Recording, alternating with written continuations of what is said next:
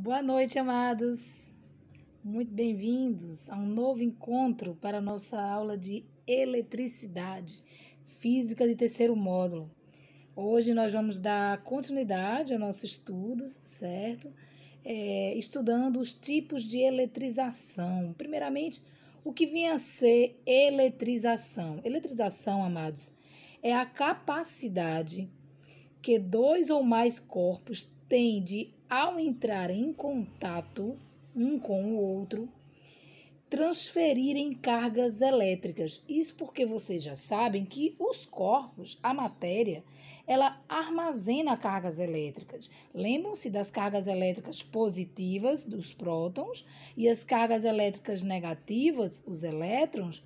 Então, essas cargas elétricas vivem constantemente sendo transferidas em excesso entre os corpos e as superfícies, tornando-se assim um corpo carregado ou positivamente, quando ele ficar com excesso de carga positiva, ou negativamente, quando ele ficar com excesso de carga negativa, ou eletricamente neutro, caso ele permaneça com o número de cargas positivas igual ao número de cargas negativas. Então, falando-se em eletrização, falando-se em contato, em atrito, em induzir-se a eletrização entre os corpos, é que existem três tipos de eletrização. Existe a eletrização por atrito, existe a eletrização por contato e existe a eletrização por indução. Esse link que vocês estão vendo aí é um vídeo do YouTube que a Pro vai colocar logo abaixo dessa aula, tá certo? Depois que vocês assistirem essa aula, vocês vão ter a oportunidade de assistir esse vídeo também, ok? Vamos falar, primeiramente, sobre a eletrização por atrito. Bem, como o próprio nome já diz, atrita-se, esfrega-se, coloca-se dois corpos constituídos de substâncias diferentes e inicialmente neutros, ou seja, com iguais cargas positivas e negativas. Aí um deles, após ser esfregado no outro, cede elétrons, transfere elétrons do seu corpo para o outro, enquanto o outro recebe elétrons. Em algum momento, em aulas anteriores, a Pro colocou para vocês de que em materiais condutores sólidos ocorre praticamente somente a transmissão de cargas negativas entre os corpos. Então, por isso que a Pro cita aí, na eletrização por atrito, cede, doa, perde elétrons e o outro recebe. Então, ao final, os dois corpos estarão carregados com excesso de cargas opostas, porque quem perder elétrons vai estar perdendo carga negativa, vai passar a ficar com excesso de carga positiva. E quem está ganhando elétron, quem está recebendo cargas negativas. Provavelmente ficará com excesso de carga negativa, carregado negativamente. Então, esse esquema aí, ele deixa bem claro isso. Deixa isso bem claro para vocês. Vamos ver. Eu tenho aqui o vidro neutro, inicialmente neutro. Por quê? Porque ele estava com iguais quantidades de carga positiva e negativa. A mesma coisa o algodão. Ele estava neutro. Antes da eletrização, antes de ser esfregado ao bastão de vidro, ele estava neutro, com iguais quantidades de carga positiva e negativa, certo? A Pro vai citar até um exemplo aqui. Digamos que o vidro ele tinha 5 cargas positivas, 5 cargas positivas e 5 cargas negativas. O algodão tinha 4 cargas positivas e 4 carga negativa, beleza? Os dois estavam neutros. Aí, aqui nesse processo, eles sofrem um esfregaço, um atrito. Aí, o que é que vai acontecer? Segundo o esquema está dizendo aqui, o esquema está dizendo o quê?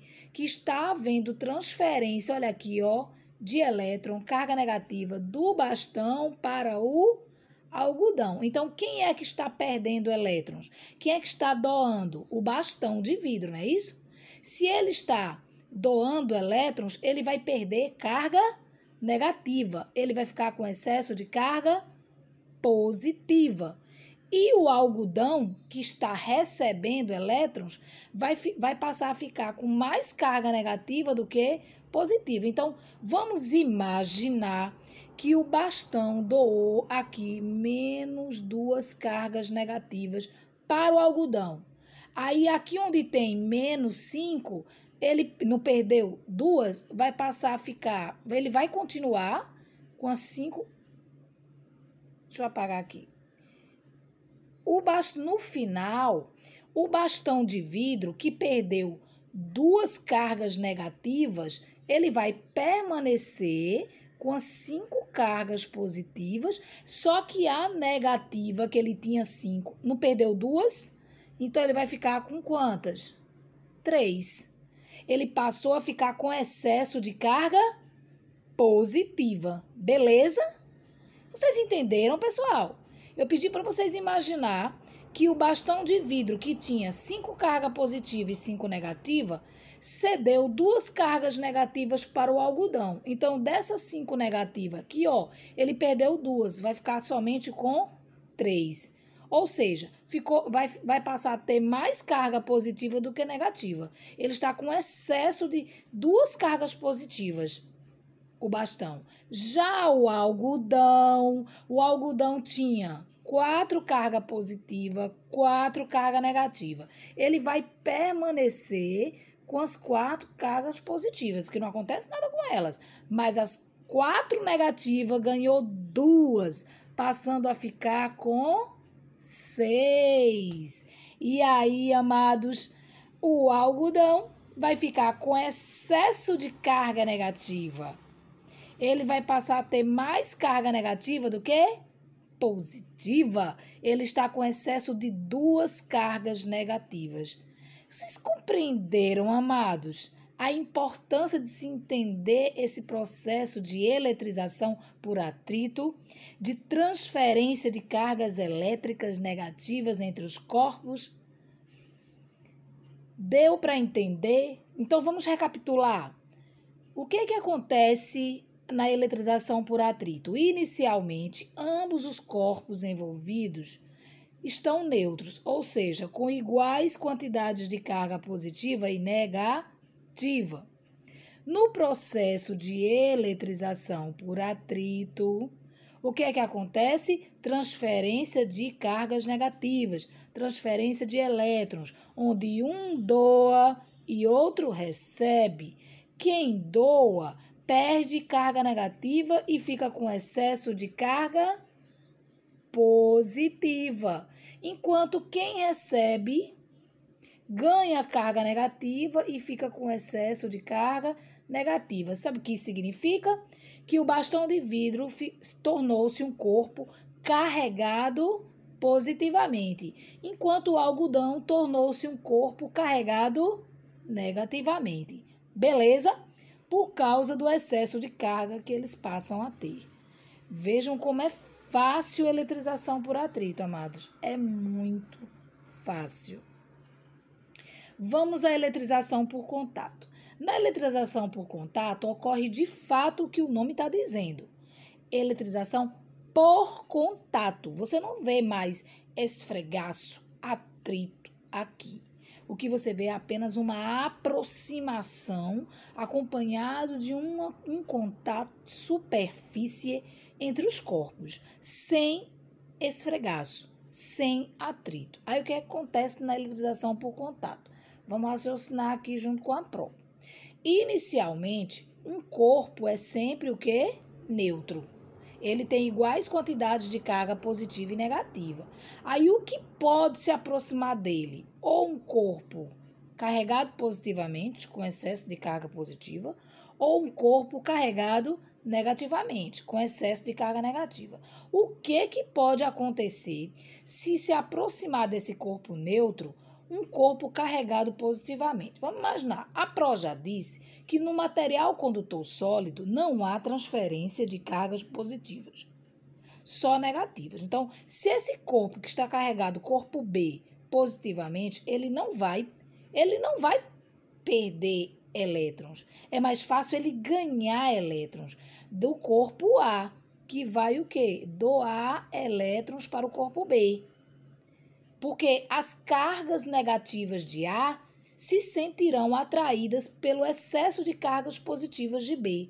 Lembram-se da primeira aula de eletricidade, a lei da conservação das cargas elétricas diz que corpos de cargas iguais se afastam, se repelem, mas corpos com excesso de cargas opostas se atraem. O oposto se atrai. Então, as cargas negativas do corpo A se sentirão atraídas pelo excesso de cargas positivas do corpo B, fazendo com que A ceda elétrons para B. Compreendido, amados? Já no segundo caso, se aproximar do corpo A, que é neutro, um corpo carregado negativamente, ou seja, com excesso de carga negativa, aí acontece agora o contrário. As cargas negativas, o excesso de carga negativa de B, se sentirão atraídas pelas cargas positivas de A, havendo que cedência, doação de cargas negativas de B em direção a A, no sentido contrário. Porque vocês devem sempre se lembrar, quem é que se locomove entre os corpos? Carga negativa. Por mais que tenha ocorrido a atração entre as cargas positivas de A e as cargas negativas de B, mas quem vai se deslocar? As cargas negativas de B, claro. Ok? Então, é isso que acontece aí. Então, qual vai ser o resultado dessa transferência, Pro? O resultado é esse, amados. Como aqui houve transferência de excesso de carga negativa, como houve transferência de carga negativa de A para B, A passa a ficar com excesso de carga positiva. Então, no final, os dois ficam carregados positivamente, com a mesma carga positiva. Em B, como houve transferência de carga elétrica negativa de B para A passa a ficar com excesso de carga negativa, ficando no final os dois carregados negativamente. Então, vamos fazer uma comparação. Lá na eletrização por atrito, no final, os dois corpos envolvidos no atrito ficam carregados com excesso de cargas contrárias, um positivo e outro negativo, como foi o caso do bastão e do algodão. Aqui no contato é o contrário. No final, ambos ficam carregados com o mesmo excesso da mesma carga. Ou no final, ambos ficam carregados positivamente, ou no final, ambos ficam carregados negativamente. O que é que vai determinar? O corpo carregado que se aproxima de A. A vai estar sempre neutro. Se o corpo que se aproxima de A estiver carregado positivamente, no final, A também vai ficar carregado positivamente. Agora, se o corpo que se aproximar de A estiver carregado negativamente, no final, A também vai ficar carregado negativamente. O que a Pro quer que vocês entendam é que na eletrização por contato, no final, ambos ficam carregados com o mesmo tipo de carga. Ou ambos ficam positivamente carregados, ou ambos ficam negativamente carregados. É importante que vocês aprendam por comparação. Se vocês compararem a eletrização por atrito com a eletrização por contato, não tem erro. Não tem como errar. Olha esse textozinho aqui ao lado. Ó, a Pro resume tudo. Dizemos que a eletrização por contato é o processo em que um corpo eletrizado é colocado em contato com um corpo neutro. No caso aqui do exemplo, o corpo neutro é A e o corpo eletrizado é B.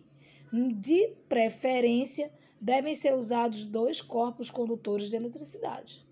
Ambos devem ser feitos de materiais condutores de eletricidade, para você poder visualizar claramente essa transferência de cargas elétricas.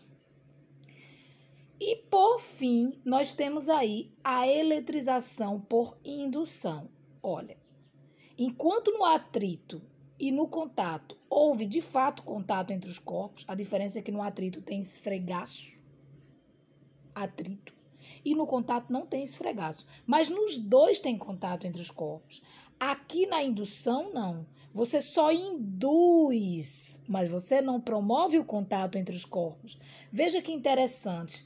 Você tem aqui um corpo neutro. Isso aqui é um corpo neutro. Aí eu aproximo dele um corpo carregado positivamente. Eu só aproximo. Eu não coloco os dois em contato, nem atrito, eu só aproximo. E essa simples aproximação atrai as cargas opostas do corpo neutro. Veja, eu aproximei aqui um corpo carregado positivamente. Aí esse corpo aqui que está neutro, ele vai se polarizar. Então as cargas negativas dele vão se sentir atraídas pelas cargas positivas que estão em excesso no corpo que eu aproximei, que eu vou chamar de corpo indutor, porque é ele que está induzindo, entendeu? E o corpo induzido é esse do lado esquerdo, que é o neutro. Aí as cargas iguais, positivas, olha o que aconteceu com elas aqui. Se afastaram, porque os iguais se afastam, se repelem, e os opostos se atraem. Então as cargas negativas se sentiram atraídas, enquanto as cargas positivas se afastaram. E agora, vamos ver o segundo caso aqui do lado direito logo? E se eu aproximar um corpo negativo, se um indutor negativo, o que acontece com o corpo induzido? O contrário, as cargas positivas permanecem aqui do lado direito, porque as cargas negativas desse corpo indutor se sentem atraídas por elas, enquanto que as cargas iguais ou negativas se afastam, vão para o outro polo. E aí o que se faz na eletrização por indução quando isso acontece? Acontece quando a gente promove um tipo de contato chamado fio-terra. Eu conecto a esse corpo neutro um fio-terra, isso aqui, fio-terra. Aí o que é que vai acontecer? Lembre-se que aqui, por onde eu conecto o fio-terra, estão as cargas positivas que foram induzidas pelo indutor a se afastarem. Aí elas vão atrair o maior berço de carga negativa que existe no planeta, que é o solo. Então vai haver transferência de carga negativa do solo, da terra, para o corpo induzido, fazendo com que ele, no final, fique carregado com excesso de carga negativa, cargas opostas àquele corpo que o induziu, opostas ao do indutor. Então, no final da eletrização por indução, os corpos ficam carregados com cargas contrárias, um negativo e um positivo. Agora, veja o que aconteceu aqui do lado direito. Quando eu conectei o fio terra, se a terra tem excesso de carga negativa, é lógico que ela não vai subir carga negativa para o corpo induzido, porque desse lado aqui você tem carga negativa. Então, esse excesso de carga, essa carga negativa que está aqui afastada em relação ao corpo indutor, ela vai o quê? Ser transferida diretamente para o solo, alimentando o solo com carga negativa, tornando esse corpo induzido com excesso de carga positiva, Então, qual é a intenção da eletrização por indução?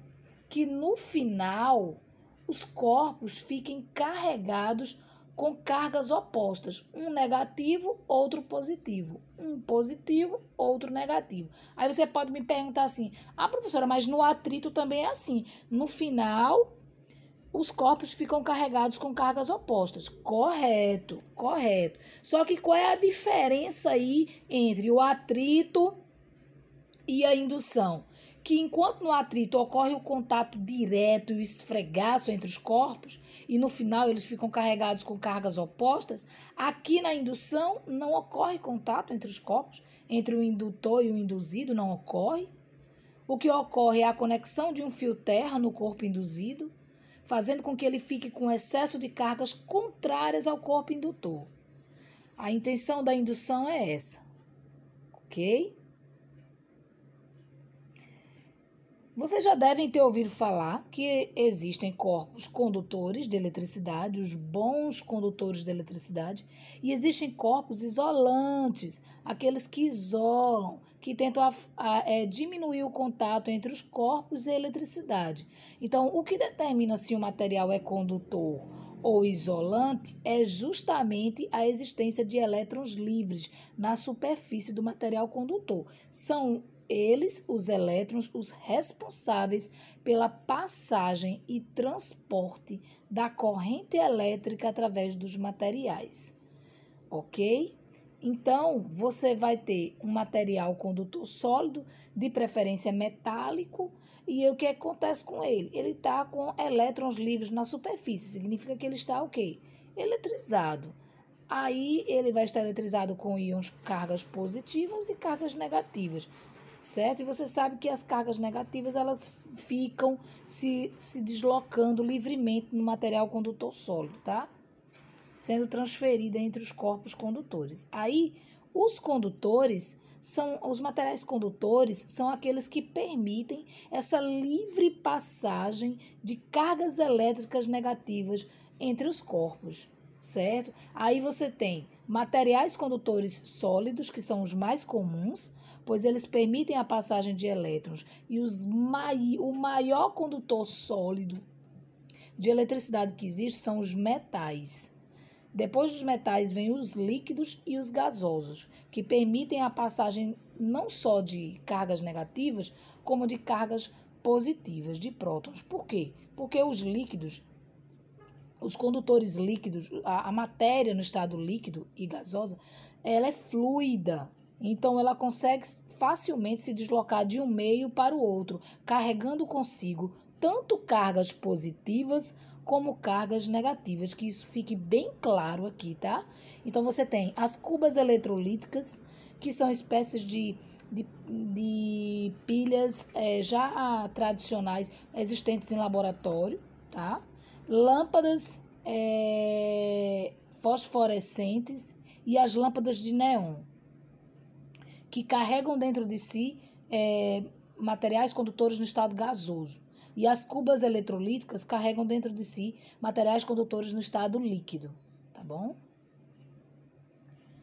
Só para lembrar para vocês a composição de um fio de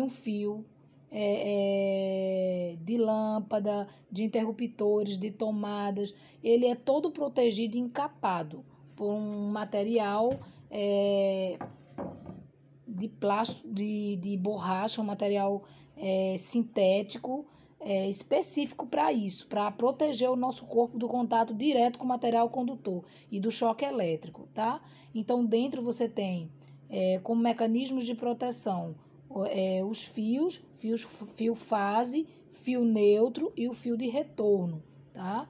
Para poder fechar esse circuito, para fechar o circuito elétrico entre o eletrodoméstico, a residência e o fornecedor de energia, tá? Vocês estão vendo aí as lâmpadas, né?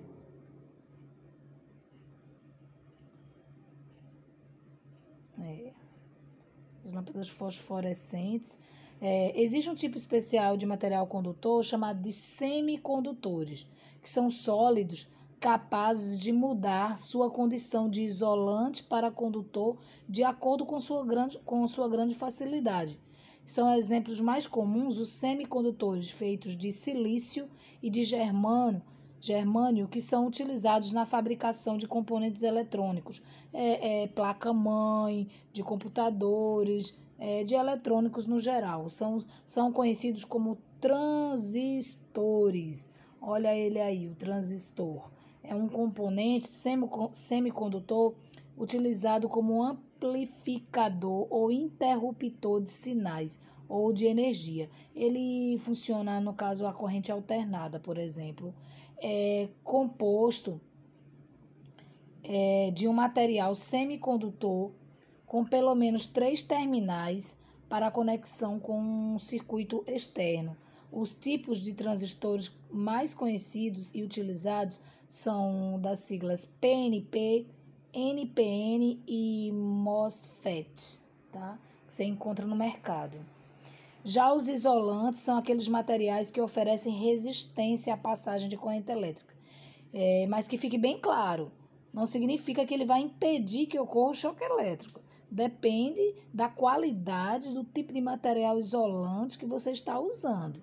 São exemplos: materiais feitos de borracha, de isopor, de lã, de madeira, de plástico, de papel, vácuo, o espaço entre dois materiais e o vidro, certo? Esses são materiais considerados isolantes, certo? Esse material isolante que isola o metal do fio do nosso corpo, a luva que é utilizada pelos eletricistas, certo? Você tem a fita isolante e você tem a bota isolante, né? Então, esses são materiais que de fato isolam, né, gente? Evitam um choque elétrico. E por fim, eu vou mostrar para vocês, por enquanto, somente o conceito de corrente elétrica, tá? A gente ainda vai entrar, mas aí na frente, nas continhas, para mostrar para vocês como é que a gente calcula, matematicamente falando, a corrente elétrica que atravessa um material condutor. É isso mesmo, a corrente elétrica é o deslocamento das cargas elétricas entre os polos de um condutor, de um fio condutor, por exemplo. Tá? Porque quando um fio condutor ele está fechando um circuito, gera-se dois polos, um com excesso de carga positiva e o outro com excesso de carga negativa. Aí você chama de polo positivo, polo negativo. Então ocorre a atração de cargas de um polo para o outro, gerando essa diferença de potencial elétrico. A corrente elétrica ela é numericamente igual, ou seja, pode ser calculada pela quantidade de cargas elétricas que atravessam um fio condutor. E em aulas anteriores, nós aprendemos a calcular essa quantidade de carga elétrica, que é medida em coulomb, pelo intervalo de tempo que leva as cargas elétricas para se deslocar de um polo ao outro do fio condutor. Então, vamos recapitular, porque esse aqui é o último slide. Nós temos aqui uma quantidade de cargas elétricas que atravessam o material condutor.